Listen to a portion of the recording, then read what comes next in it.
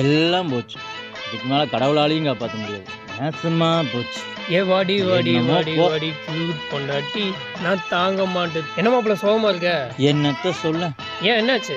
என் பொண்டாட்டி 25,000 ரூபாய்க்கு செலவாங்கி. அப்படியா? நல்ல விஷயம் தானே. என்ன விசேஷம்? முதல்ல வாடா. அதுக்கு என்ன வந்துட்டா போச்சு. சொல்லு மாப்பிள்ள. அது இல்ல மாப்பிள்ள, 2 நாள்ல கல்யாண நாள் வருது. சரி. புடவை எடுத்துக்க சொன்னா 25,000 ரூபாய்க்கு புடவை எடுத்து வந்திருக்காங்க. நல்ல விஷயம் தானே.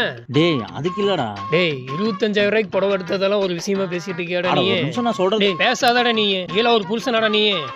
டேய் நான் சொல்றது ஒரு டேய் நிமிஷம் கேளுடா. பேசாதடா நீ.